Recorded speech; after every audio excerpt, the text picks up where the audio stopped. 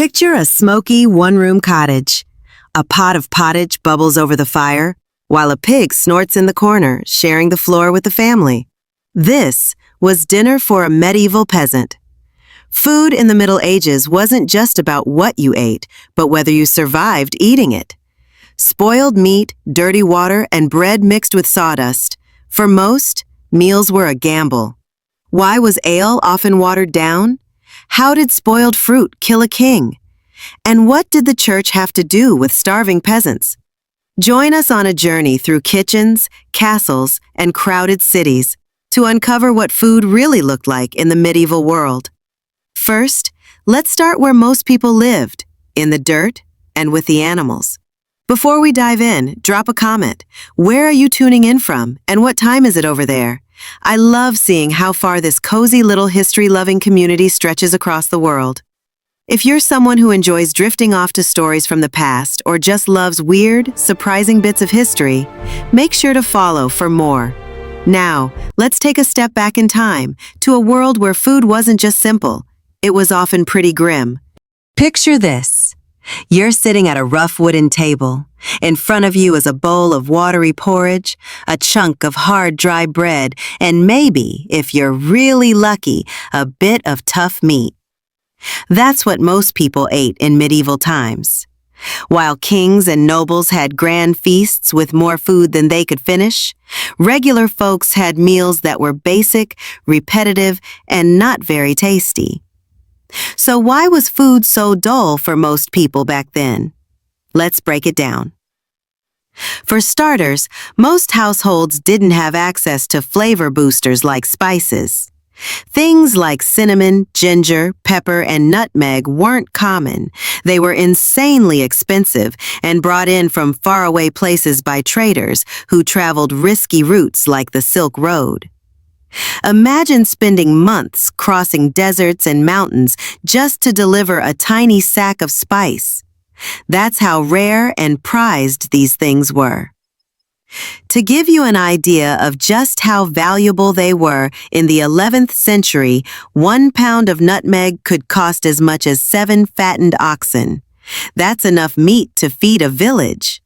So, unless you were rich, your meals were mostly seasoned with things like garlic, vinegar, and mustard, whatever was cheap and available. And fresh fruits or veggies? Not easy to come by. Without refrigerators or modern ways to store food, most produce only lasted a short while. People who were lucky enough to have their own gardens might grow onions, leeks, or cabbage, but that was about it. Most meals were centered around grains, bread, porridge, maybe some stew if you had a few scraps to throw in. So, while food might keep you alive, it didn't always bring joy or variety. For most people in the Middle Ages, food was about survival, not taste. Bread and porridge were the main staples, usually made from grains like barley, rye, or wheat, whatever was available. Sometimes they'd add in a few peas or beans for extra bulk. It was enough to fill your stomach, but not enough to keep you healthy in the long run. Many people, especially kids, didn't get the nutrients they needed and ended up undernourished or small for their age. Meat was a luxury. A lucky family might own a pig, a few chickens, or maybe even a cow. But those animals were valuable for things like eggs, milk, and labor. Slaughtering them wasn't a decision taken lightly. So unless it was a big celebration or the animal was too old to be useful, meat didn't show up on the dinner table. When it did, nothing went to waste. Every part, organs, bones, feet, even the head, was used. Small animals and wild game helped fill the gap too, but hunting on noble land was illegal. Getting caught poaching in royal forests could lead to brutal punishments. Fish was a more common source of protein, especially for people who lived near rivers, lakes, or the coast. But even then, fresh fish didn't last long. Most of it was preserved by salting, smoking, or drying. This gave it a strong, salty flavor, very different from the tender fish fillets we're used to today. Herring, cod, and eel were the usual catch, often packed into barrels with layers of salt to keep them from rotting. As for freshwater fish, like carp or pike, those were considered high-end and mostly eaten by nobles who kept their own fish ponds. Because fresh food spoiled fast and storage was tricky, people had to find ways to make it last. They pickled, dried, and fermented just about everything. Cabbage could be turned into sauerkraut. Cucumbers and onions were soaked in vinegar. Apples and pears were sliced and dried to save for winter. These methods helped stretch the food supply and gave people a little more variety. But let's be real, it still didn't come close to the taste of fresh fruits and vegetables. Even the basics, like bread and ale, which were the core of everyday meals, weren't always safe to eat or drink. Some bakers, looking to cut costs and make more profit, would mix their flour with things like ground-up acorns, chalk, or even sawdust. That meant the bread people ate could be rock hard, barely nutritious, and sometimes dangerous. Ale wasn't always reliable either. Since clean water was hard to come by, people often drank ale instead because the brewing process helped kill bacteria. But greedy ale sellers sometimes watered it down to stretch their supply. Some of these women, known as alewives, ended up with bad reputations for selling weak, barely drinkable brews. Now, let's talk about hygiene, or really, the lack of it. People back then didn't know about germs or how foodborne illness worked. Animals were often kept right next to where people cooked and ate, especially during the cold months. Their waste sometimes ended up in the same spaces where food was prepared. In cities, the situation was even worse. The streets were full of trash and human waste, and that often made its way into the water supply. As you can imagine, sickness was common, and no one was safe, not even kings. King John of England reportedly died after eating too many peaches and drinking fresh cider, likely catching a nasty case of dysentery from spoiled food. Disease was a constant threat. The infamous Black Death, which killed about 1/3 of Europe's population in the 1300s, spread partly because rats and fleas thrived in these filthy conditions. Food markets were especially risky. They were packed with people, crawling with rats, and swarming with flies, especially around the meat stalls. It's honestly a miracle anyone stayed healthy. But not everything was bleak. There were places that managed to do a bit better, like monasteries and abbeys. Monks often had access to decent land where they grew vegetables, herbs, and fruit. Some monasteries were even known for their cooking. A few monks wrote recipe books, which give us a glimpse into the better side of medieval food culture. Most of this food stayed within the monastery walls, but monks sometimes handed out small portions to the poor as an act of charity. As for the rich, they lived in a totally different food world. Nobles and royals threw massive feasts to show off their status. These meals might include dozens of dishes, roasted swan, stuffed pastries, candied fruits, and spiced wine. They had access to imported spices and plenty of meat, and their tables were overflowing. But even with all this luxury, they weren't totally safe from bad food. Spoiled meat, rotting sauces, and overeating were common problems and could lead to serious illness. Eating like royalty wasn't always as glamorous as it looked. Looking back at all this, it's hard not to feel thankful for what we have today. We can walk into a store and choose from a massive variety of clean, fresh, and flavorful food, things people back then couldn't even imagine. Our water is safe, our meals are rich in nutrients, and we don't need to worry about sawdust in our bread. So next time you sit down to eat, take a second to appreciate it. Even a simple sandwich or a cup of coffee is part of a long journey, centuries of struggle, survival, and progress. And if you ever feel like complaining about a bad meal, just remember, it could be worse. You could be eating a chalk-filled loaf of bread with a mug of watered-down ale.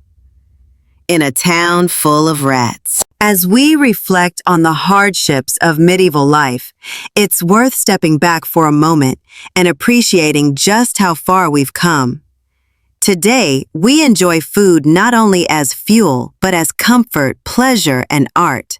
Our meals can be both nourishing and delicious, and we rarely have to wonder whether our next bite might make us sick. But history has its lessons. The people who lived through these difficult times, who managed to find joy and community even in scarcity, left behind a legacy of resilience and resourcefulness. They remind us that even in the darkest moments, the human spirit finds a way to endure and even to celebrate. When food wasn't what it seemed. Imagine walking through the damp, narrow streets of a medieval town. You pass a bakery. The smell of bread should be inviting, but inside, things aren't what they seem. The baker glances around nervously before pulling out a sack of sawdust. It's not a rare scene. Back then, with flour in short supply and hungry mouths to feed, some bakers mixed their dough with anything they could find: ground up bark, acorns, chalk, even sawdust. Bread was the main food for most people. It was supposed to be the foundation of their diet, but often it barely held together, let alone held any real nutrition. For the poor, even this gritty, stomach-wrenching bread was better than nothing. Still, every bite was a reminder that even their most basic needs came with a cost. And it wasn't just bread. Ale and wine, the go-to drinks for peasants, were just as unreliable. People didn't have access to clean water, especially in cities where rivers and wells were polluted with waste. So alcohol, even in weak forms, became the safer option. But with profit on their minds, innkeepers and alewives often watered down their drinks. Take Elizabeth, for example, a mother trying to stretch one last barrel of ale to feed her family. She stirs the pot slowly, adding cloudy water while her children look on, hoping the drink will bring in enough coin for a bit of food. She remembers when her grandmother brewed ale that was rich and bold, but now, survival has replaced tradition. Drinks like these were thin, sour, and offered little in the way of strength or comfort. Still, they were safer than water, and in a time when a glass of water could kill you, that counted for something. Authorities tried to crack down on these practices. Laws like the Assize of Bread and Ale were passed in the 1200s to regulate how much bread should weigh, what it should cost, and how pure ale should be. If bakers or brewers got caught cheating, they could be fined, or even locked up in public punishment devices like the pillory. But enforcing those rules was difficult. The poor did what they had to do to survive, and many shopkeepers risked the consequences rather than go hungry themselves. At the end of the day, it all came down to compromise. The average medieval peasant lived with constant trade-offs. Eat the bread that might upset your stomach, drink the ale that barely passed as drinkable, or go without entirely. Hunger was a regular companion, and even when there was food, it wasn't always what it appeared to be. And as we keep exploring this world, remember, these aren't just old stories. These were real people. Their struggles shaped history. Their choices, their resilience, their lives made it possible for us to live in the world we enjoy today. In our next chapter, we'll look at how living conditions, the way homes were built, the lack of sanitation, and the cramped quarters shared with animals made the simple act of cooking and eating a daily challenge. Because in the medieval world, even a meal was a risk. Let's imagine for a moment that you're standing inside a small, drafty hut somewhere in medieval Europe. It's cold outside, and the wind whistles through the cracks in the walls. Inside, the air is thick with smoke from the fire, the only source of heat. A pot of simple stew bubbles over the flames, and nearby, A pig is snuffling through the straw-covered floor looking for scraps. This wasn't unusual. For many families back then, life meant sharing a cramped home with the very animals they raised. Pigs, chickens, even cows might sleep under the same roof, not because people wanted to live with them, but because it was safer and warmer that way. With no real flooring, just straw or rushes tossed onto dirt, the house quickly became a mess of animal droppings, old food, and whatever else got tracked inside. Fleas, lice, and disease thrived in these conditions, and that was just the countryside. In the cities, things could be even worse. Even castles, the homes of kings and nobles, weren't much better when it came to cleanliness. People didn't understand germs or sanitation. Toilets were rare. Waste was dumped outside or into rivers, and food was often cooked or served without much thought to hygiene. Even the rich got sick from spoiled food. Take King John of England, for example. In 1216, after eating too many peaches and washing them down with new cider, he got violently ill. Historians now think the fruit was probably rotten, and he ended up dying from what was likely dysentery.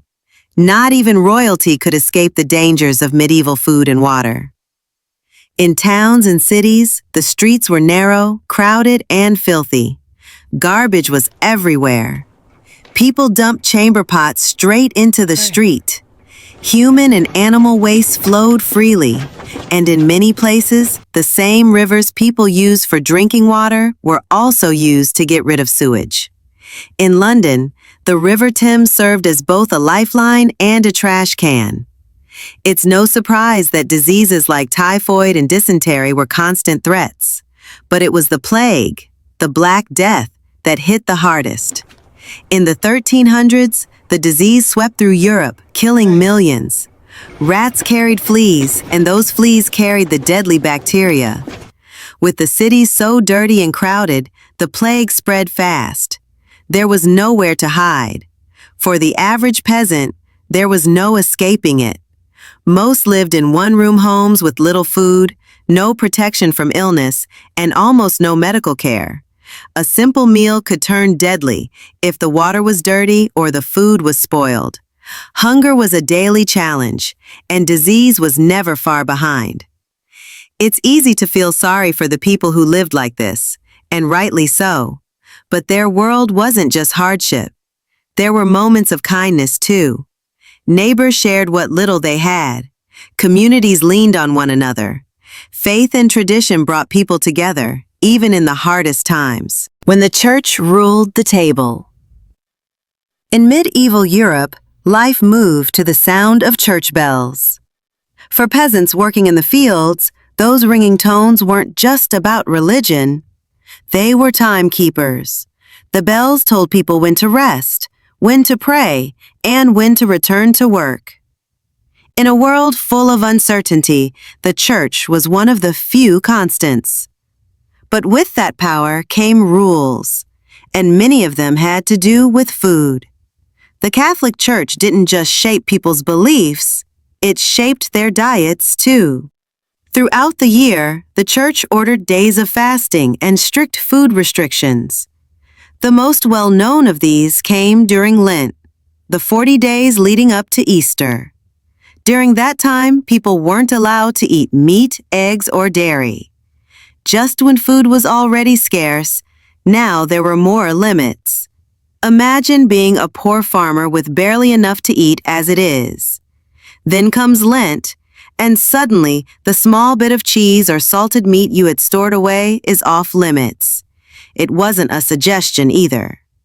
Breaking the church's food rules could bring serious consequences, not just in the eyes of neighbors, but also spiritually. People believed their souls were at risk. One story passed down through generations gives us a glimpse of what these fasts really meant for ordinary people. John and his wife Margaret were simple farmers. Every day they worked themselves to the bone, trying to grow just enough food to feed their 3 children. When Lent arrived, it wasn't just a religious season, it became a painful dilemma. Should they obey the church and stop eating meat, eggs, and dairy? Or should they break the rules and risk punishment for the sake of their family's health? They chose faith. For 40 days, they got by on bread, thin stew, and the occasional dried fish. By the time Easter came around, they were exhausted. Their bodies were thin, their faces drawn. But they believed that their suffering had meaning, that their sacrifice would earn them favor in the next life, even if this one never got easier. The church wasn't blind to this kind of suffering. Monasteries and abbeys sometimes stepped in to help.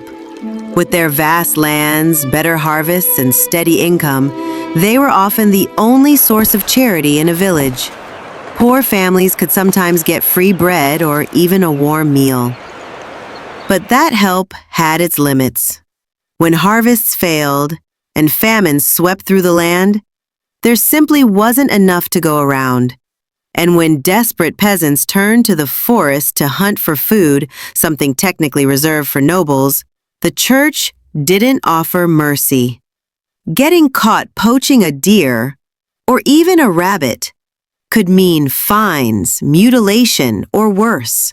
No one cared if you were just trying to feed your starving children. So, while religion brought people hope, community, and even a bit of relief, it also demanded deep sacrifices, and sometimes looked the other way when people fell through the cracks. For people like John and Margaret, faith was both a lifeline and a burden. It helped them endure, but it also added to their suffering. And while the poor fasted and prayed for better days, another world existed just over the hills, one filled with music, meat, and mountains of food. The Noble Feast. Now let's walk into a very different scene. We're no longer in a muddy field or a smoky cottage. We're inside a grand stone castle. The floors are swept clean, the walls are hung with thick, colorful tapestries, and a long wooden table stretches across the great hall, absolutely covered with food. This is a noble feast, something most peasants would only hear about in stories. At the center of the table sits an entire roasted pig, its skin browned and crispy. Next to it, there's peacock. Yes, the bird, cooked and served with its feathers arranged to look like it's still alive. Baskets of warm white bread are passed around. So soft, they practically melt in your mouth. Spices fill the air.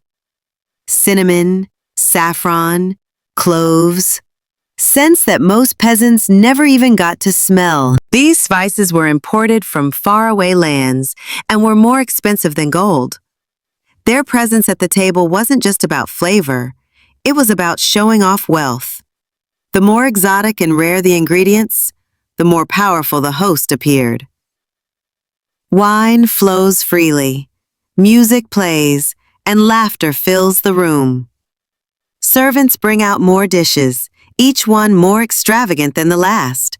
Meat pies shaped like castles, sweet pastries filled with fruit, and jellies molded into animals. For the nobles, food wasn't just fuel. It was entertainment, art, and a symbol of power. But behind the glamour, there were risks, even here.